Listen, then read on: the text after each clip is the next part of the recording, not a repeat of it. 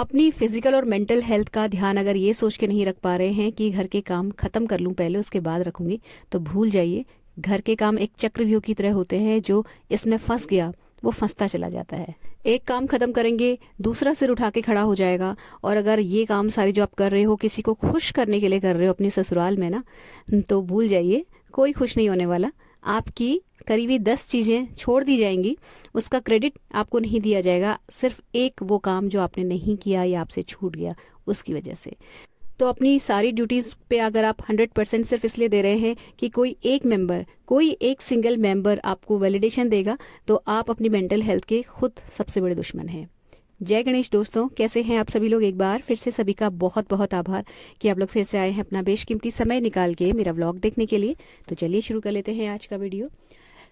तो मॉर्निंग का क्लिप है फ्रेंड्स ये, और जो सोक किए हुए नट्स होते हैं वो मैं छील रही थी, अभी बादाम छील रही थी एक्चुअली, बाकी तो छीलने की ज़रूरत नहीं है। तो यहाँ पे होता ये है कि बहुत सारे बादाम होते हैं भीगे हुए, मेरी mother in law, sister in law, मेरे और मेरे हस्बैंड के 4 लोगों के होते हैं। तो उनको छीलने में जाता है अच्छा खासा टाइम। तो मैं क्या करती हूँ कि छील के पहले अपने मुँह में डालती रहती हूँ, और जो खाते समय मैं इधर उधर देखती रहती थी ना, मतलब आराम से चिल करके खाती थी, तो थोड़ा सा वो वाला जो कहना चाहिए सुकून वाला टाइम है वो कम हो गया है। हाँ, ये है कि मैं खाती रहती हूँ अपना हिस्से का छील के, और फिर औरों के छील के रख देती हूँ। कई बार नहीं हो पाता, देर हो रही होती, तो फिर मैं एज इट इज़ छोड़ के चली जाती हूँ, आके देख लेती हूँ। और उसके बाद खाया फिर मैंने एक बनाना। तो ज़्यादातर बनाना ही खाती हूँ मैं, या पपीता, इस तरीके के फ्रूट्स। और सिट्रस फ्रूट नहीं खाती, क्योंकि वो मुझे बेसिकली कुछ खास पसंद नहीं है। वैसे खाने में कोई प्रॉब्लम नहीं है अगर किसी को कुछ गले वले की खराश नहीं होती है तो ये खा पी के फिर मुझे एक्चुअली लगाना था ऑयल रात को लगाना था। रात भर रखती हूँ मैं सिर पे, लेकिन लास्ट नाइट इसलिए नहीं, मतलब ऐसा नहीं कि मैं भूल गई थी, इसलिए नहीं लगाया क्योंकि अभी हम लोग एसी नहीं चला रहे हैं, और क्योंकि इतना ज़्यादा गर्म मौसम है नहीं अभी, ठीक ठाक बीच में बारिश वारिश हो जा रही तो ठीक है, तो अननेसेसरी हम एसी नहीं ऑन करते हैं। और बिन एसी के सोना तो जैसे सिर में तेल लगा के सोना थोड़ा सा अनकंफर्टेबल सा लगता है। तो इसीलिए जो है ये है कि ऑयल अगर आपके सिर में 1 घंटा या 1.5 घंटा भी रह जाए तो काफ़ी होता है। इसलिए फिर मैं भी घूमने जाने से पहले, यानी कि वॉक पे जाने से पहले, अपने नट्स वगैरह खाने के बाद ऑयलिंग कर रही हूँ। तो जब तक टहल के आऊँगी, चाय पीऊँगी, तो 1-1.5 घंटा हो जाएगा इस तेल को मेरे सिर पे लगे हुए। उसके बाद जो है हेयर वॉश कर लिया जाएगा। तो 1 घंटा लग जाता है वॉक से आने में। तो जहाँ जिस जॉगर्स पार्क में हम लोग टहलने जाते हैं, मैं और मेरी फ्रेंड, वो है तो वैसे वॉकिंग डिस्टेंस पे। तो कई लोग तो क्या करते हैं कि घर से स्कूटी से आते हैं और बाहर पार्क करते हैं स्कूटी जॉगर्स पार्क के बाहर, और उसके बाद जो है अंदर जाके टहलते हैं। बट हम लोग ऐसा नहीं करते, हम घर से ही पैदल जाते हैं और फिर उसके बाद जो है वापस घर तक पैदल ही आते हैं। तो हमारा जो है अच्छा खासा वॉकिंग डिस्टेंस हम लोग कवर कर लेते हैं। और अगर मेरे साथ कोई नहीं होता वॉक पे जाने के लिए, मुझे कोई कंपनी नहीं मिलती, तो शायद मैं भी यही करती, मैं स्कूटी से जाती पार्क तक और उसके बाद जो है वहाँ पे वॉकिंग या जॉगिंग कर लेती। लेकिन मेरे पास कंपनी है तो मैं आराम से जो है बातचीत करते हुए हम लोग चले जाते हैं।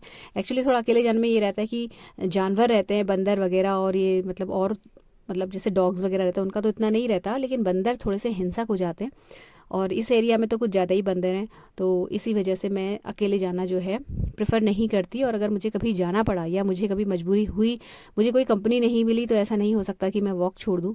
कुछ भी करके मैं उसे कंटिन्यू रखूँगी, चाहे कुछ भी हो जाए।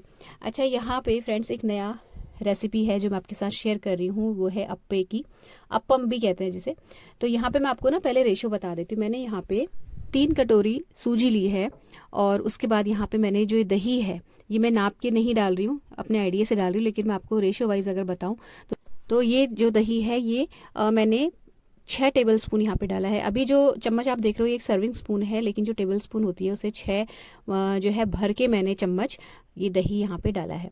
तो दही डाल के उसको मिक्स कर लिया। उसके बाद हम इसमें पानी डालेंगे और इसको जो है नमक डाल के छोड़ देंगे भीगने के लिए। सूजी फूलती है, अपना जो है साइज़ बहुत अच्छा खासा बढ़ा लेती है सूजी, तो बहुत जो है ज़्यादा टाइम तो नहीं लगता, लेकिन हाँ 15 मिनट या आधा घंटा अगर रख पाएँ तो बहुत अच्छा है, क्योंकि हमने इसमें दही भी डाला है। तो इतनी देर में ना दही भी अपना काम कर लेता है। बहुत खट्टा दही ना हो, थोड़ा सा ये रहता है कि मतलब ये भी ना हो कि आप बिल्कुल फ्रेश तुरंत जमाए और तुरंत वाला दही, ऐसा ना हो। लेकिन हाँ बहुत ज़्यादा खट्टा दही नहीं होना चाहिए, थोड़ा सा टेस्ट में डिफरेंस आ जाता है। तो इसको मैंने ढक के छोड़ दिया था। इसमें मैं नमक डाल चुकी हूँ जो कि मिस हो गया। कुटी हुई मिर्च डाल रही हूँ और सब्जियों में मैंने इसमें डाला है प्याज, शिमला मिर्च और टमाटर। कड़ी पत्ता मेरे पास अभी है नहीं तो मैं कड़ी पत्ता भी इसमें फाइन फाइन चॉप करके डालती। बाद में इसके मैंने जो है धनिया भिगोया था, बट मैं यहाँ पे ना डालना भूल गई, मतलब उसको काट के डालना भूल गई। और एक बारी की जो थे ऑलमोस्ट जो है मैंने बिना धनिया के ही बना दिए थे।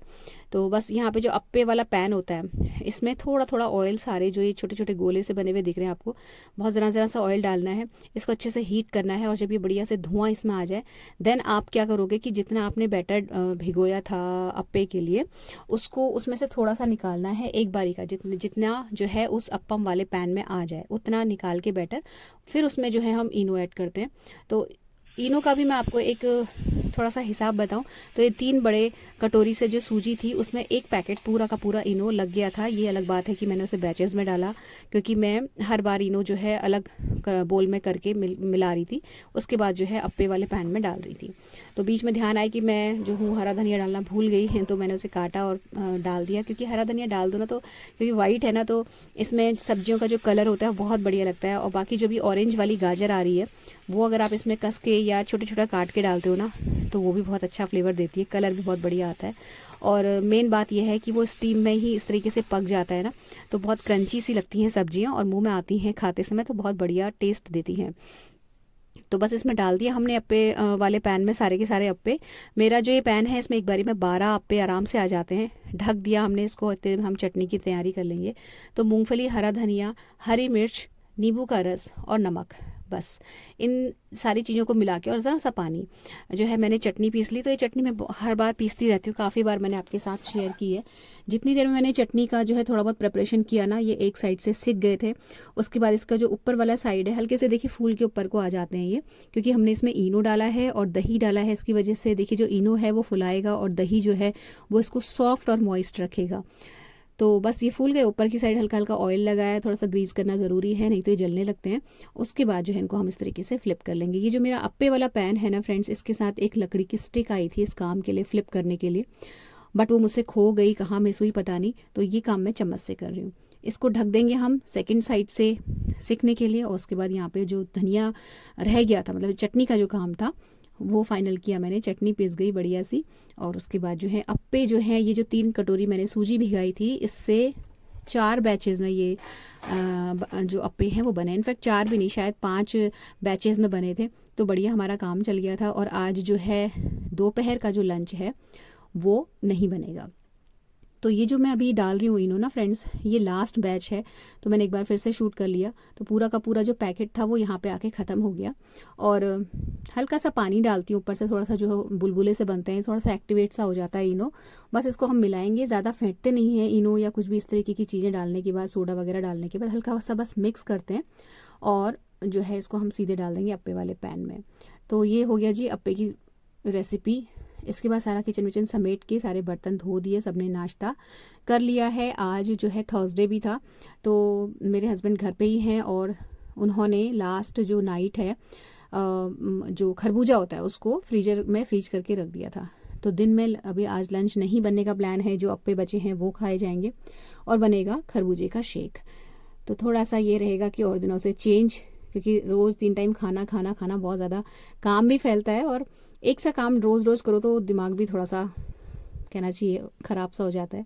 तो बीच में हम लोग थोड़ा सा ये रहता है कि, और देखो आप करते हो ना, क्योंकि आप बिना शिकायत के काम कर रहे हैं ना, तो आपकी बात भी हर कोई समझता है। तो जैसे मैंने नहीं बोला था आज की लंच नहीं बनाते, बल्कि बाकी जितने फैमिली मेम्बर्स हैं उनको खुद ही लगता है कि भाई बहुत ज़्यादा हो जाता है सुबह से रात तक खाना। तो जो मेरे हस्बैंड है उन्होंने ही बोला कि आज लंच मत बनाना, आज हम शेक बनाएंगे। तो ये जो शेक बनाने का काम है ज़्यादातर मेरे हस्बैंड ही करते हैं। कई बार ऐसा होता है जब वो नहीं होते हैं तो तभी मैं बनाती हूँ, नहीं तो वो ही बनाते हैं, क्योंकि उन्हें इस तरीके की चीज़ें जो है बनाने का शौक़ है। ये बात अलग है कि मुझे वहाँ पे खड़े रहना पड़ता है तो ड्राई फ्रूट्स वगैरह चॉप करने के लिए या चीज़ें प्रोवाइड करने के लिए। तो जो फ्रीज़ करके खरबूजा रखा रहता है ना, इसका जो शेक बनता है बहुत बढ़िया बनता है फ्रेंड्स। और जो मेरी मिक्सी है, मैंने आपके साथ कई बार शेयर की है, इसका जो बड़ा वाला जार है जो ख़ास तौर से शेक्स और मट्ठा वट्ठा ये सब बनाने के लिए है।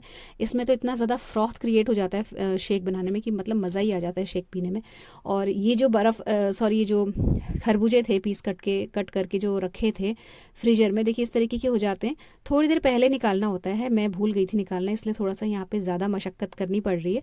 बट अगर आप बनाओ ना फ्रीज़ किए हुए खरबूजों से या फ्रीज़ किए हुए केले से कभी शेक, तो थोड़ा सा पहले निकाल दो। मतलब थोड़े सॉफ्ट हो जाने चाहिए जो फ्रूट्स हैं, बिल्कुल सॉफ्ट ना हो लेकिन हल्के हल्का उनमें क्रंच रहे और हल्के हल्के वो सॉफ्ट हो जाए, जिसकी वजह से जब हमें उसे मिक्सी के जार में चलाएं तो आराम से पिस जाए।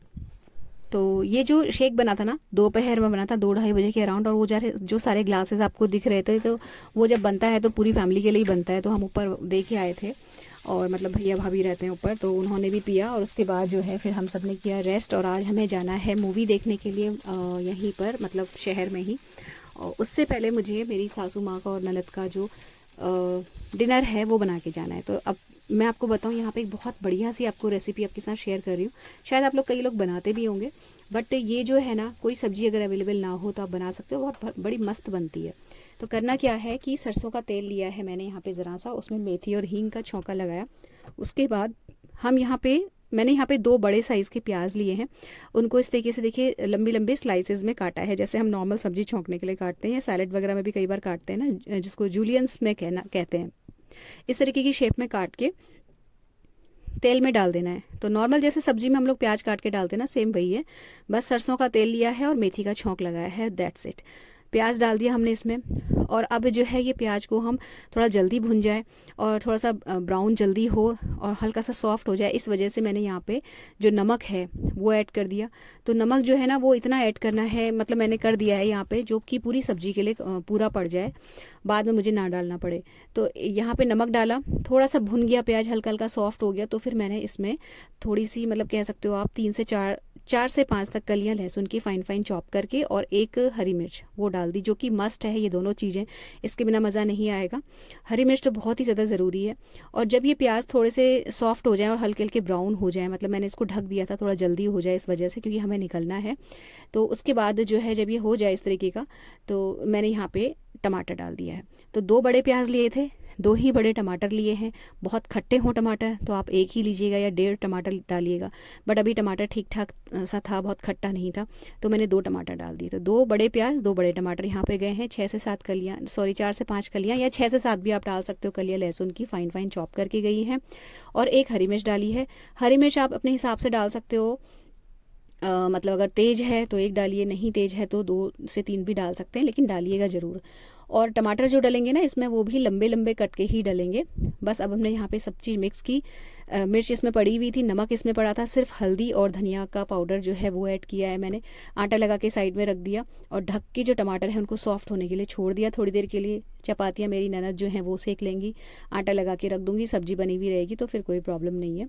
और बस यहाँ पे इसके बाद जो है थोड़ी देर बाद जो टमाटर हैं वो सॉफ्ट हो जाते हैं, और बस यहाँ पे इसको हम हल्का हल्का चलाएंगे। इतना ज़्यादा हमें इसको मिक्स नहीं करना है कि जो टमाटर है वो टूट जाएं या प्याज जो है वो मतलब बीच बीच में टूट जाएं। हल्के हल्के हाथ से टमाटर को हम थोड़ा थोड़ा दबा देंगे और जो है ये सब्जी बन गई। जी हाँ, इसमें और कुछ भी नहीं डालना है। मतलब आप इंतज़ार करोगे कि अब इसके ऊपर क्या डलेगा, यहाँ पे कुछ भी नहीं डालना है। ये अपने आप में बहुत ही बढ़िया रेसिपी है। देखने में आपको लग रहा होगा कम है, बट ये इतनी सी सब्जी से बहुत सारा आप जो है 3 से 4 चपातियाँ आराम से खा सकते हैं, क्योंकि ये जो है बहुत रिच होती है। तो ये तो खैर हम मतलब मैंने 2 ही लोगों के हिसाब से बनाई है। बस इसमें लास्ट में हरा धनिया काट के डालना है और हो गया काम। बहुत बढ़िया लगती है फ्रेंड्स, सिर्फ टमाटर और प्याज से बनी है देखिए, और कुछ ज़्यादा उसमें पड़ा नहीं है और टेस्ट भी थोड़ा सा चेंज हो जाता है। इसके बाद हम चले गए थे जी यहाँ बरेली शहर में। अगर आप लोग, कई लोग रहने वाले हैं शायद यहाँ के जो देख रहे हैं मुझे, तो ये फिनिक्स मॉल का क्लिप है, आप लोग गए होंगे। तो बस हम लोगों ने थोड़ा सा टहला और मतलब जो वो था मूवी का शो था थोड़ा सा लेट का था, तो हमने मतलब हमें थोड़ी देर के लिए ऐसे ही टहलना पड़ा। हमें कुछ शॉपिंग तो ऐसा करनी नहीं थी, तो थोड़ी थोड़ी देर में हम स्टोर्स में जाके घूम रहे थे।